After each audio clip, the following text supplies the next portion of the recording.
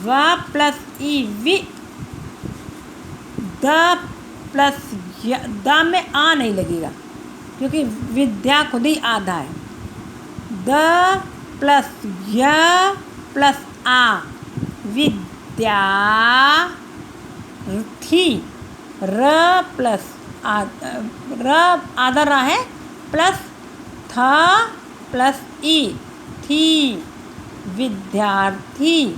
व plus E plus the plus य plus आ plus र plus था प्लस ई, विद्यार्थी, है ना। अब फूल, फ प्लस ऊ, फू प्लस ल प्लस आ, फूल। तो ये हो गए आपके, निम्न वर्णों को अलग अलग करके लिखिए। हो गया ये। अब है मौखिक प्रश्न। मौखिक प्रश्न किसे कहते हैं? शब्द से, प्रश्न क्या है? शब्द से आप क्या समझते हैं, या शब्द किसे कहते हैं। तो किसे कहते हैं, इसका ये होगा, इसकी ये परिभाषा है, ये लिखना पड़ेगा। कौन सी परिभाषा है? वर्णों के सार्थक समूह को शब्द कहते हैं। केवल ये वाली लाइन आपको लिखना है, तो ये हो जाएगा इसका उत्तर मौखिक प्रश्न का। अब दूसरा प्रश्न है, स्वरों का प्रयोग शब्दों में किस प्रकार किया जाता है। इसका उत्तर ढूंढेंगे हम।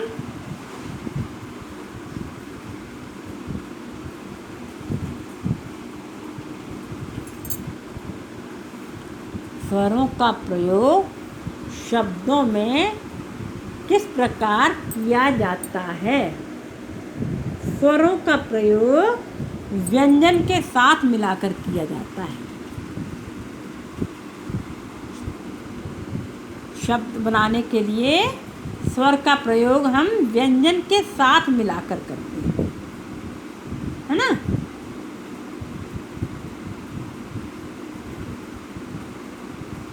स्वरों का प्रयोग कैसे करते हैं?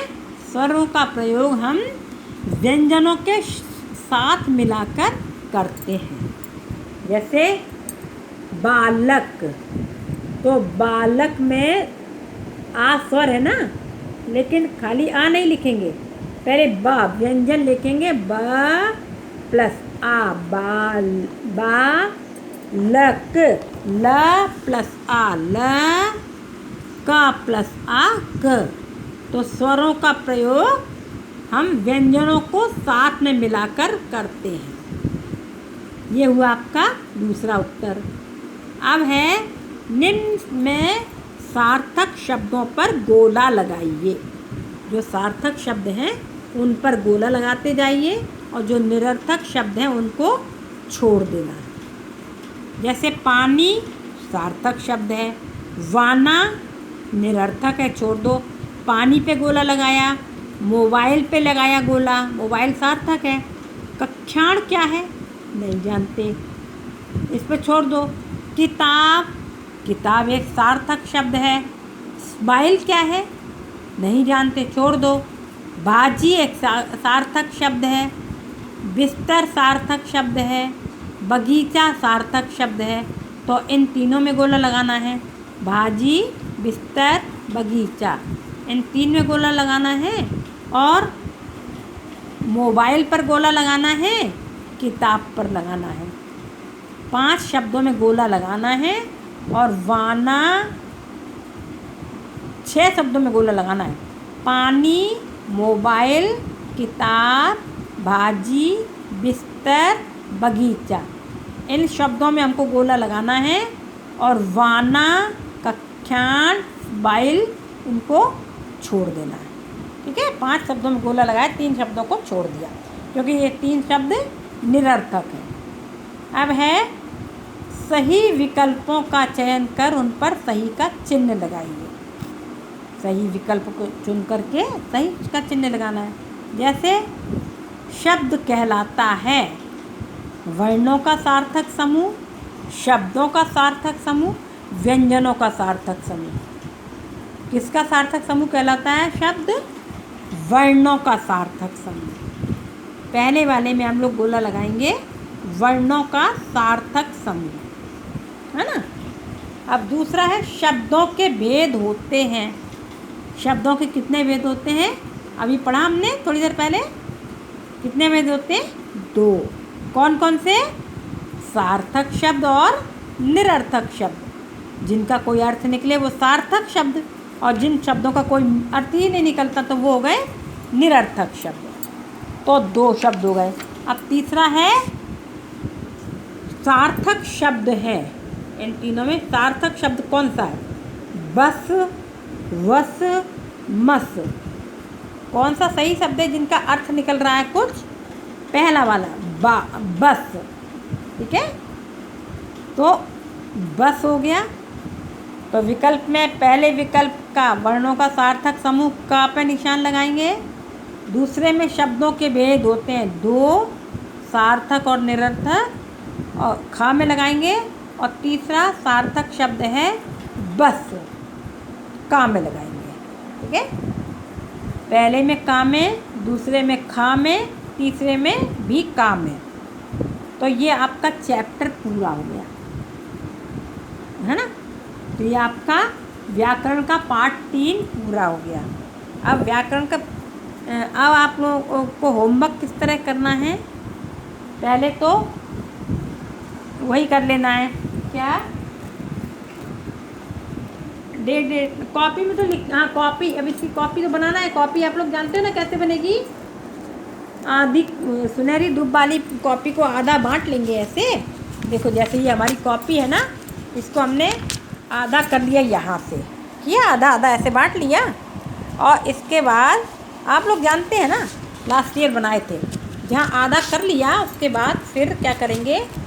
एक पेज बीच में से देखो इस तरह से मोड़ करके एक अलग सेपरेट कर लेंगे। इस तरह से मोड़ करके देखो ये मोड़ा और इस तरह से सेपरेट कर लिया आधी कॉपी में से। ऐसे बना लिया आधा, ये देखो ये इस तरह बनाया। अब यहाँ पर लिख दिया आपने व्याकरण, ठीक है। यहाँ पर आपने लिखा इस वाली इस जगह में व्याकरण,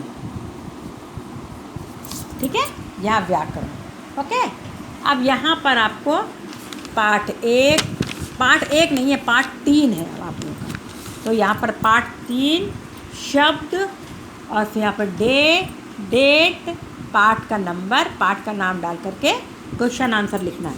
और डिवाइड कैसे करना है कॉपी बता दिया है। डिवाइड आधे से भी ज़्यादा पेज इधर व्याकरण साइड कम लगना है और सुनहरी धूप में ज़्यादा लगना है। तो सुनहरी धूप में अपनी कॉपी को ज़्यादा छोड़ना है पेज, और व्याकरण साइड कम पेज छोड़ना है। और इस तरह से करके आप लोगों को ये व्याकरण की कॉपी बनाना है, उसमें क्वेश्चन आंसर लिखना है, ठीक है। डेट प्रॉपर डालना है। तो ये इसमें क्या लिखना है, कौन से प्रश्न उत्तर लिखना है? केवल मौखिक वाले, बाकी कुछ नहीं लिखना है, केवल ये मौखिक प्रश्न उत्तर लिखना है ना। तो ये गोला लगाने वाला भी बुक में ही लगाना है, सही विकल्प भी बुक में ही लिखना है, सार्थक रूप शब्दों के लिखना है वो भी बुक में लिखना है, वर्णों को अलग करके भी बुक में लिखना है। केवल मौखिक प्रश्न उत्तर लिखना है इसमें कॉपी में, है ना। केवल मौखिक वाले प्रश्न उत्तर ये कॉपी में लिखना है। उसके बाद एक पेज आपको वो लिखना है, क्या? वर्ण, जो आपकी सुलेख की कॉपी वो मिली है ना वर्क बुक, उसमें लिखना है एक पेज, वो वर्क बुक लिखना है। उसके बाद लाओ थोड़े से ना हम वो सुलेख बोल दें, सुलेख और लिख लीजिए, 5 या 6-7 सुलेख बोल देंगे, वो लिख लो। सबसे पहले लिखो डाकिया, डाकिया।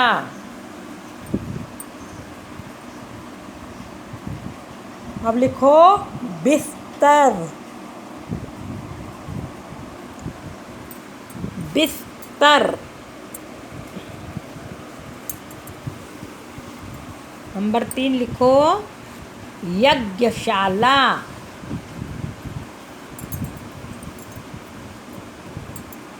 यज्ञशाला। नंबर 4 लिखो वर्णमाला, वर्णमाला। ये मेरे बच्चे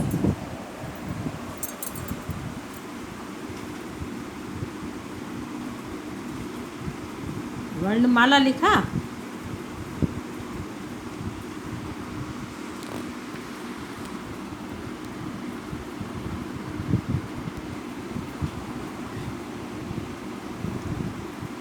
उसके बाद लिखना है आपको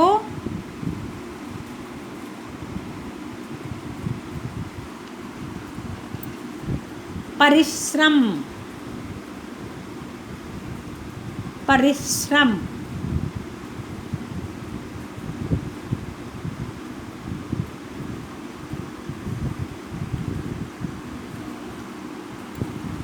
फिर लिखना है त्रिशूल।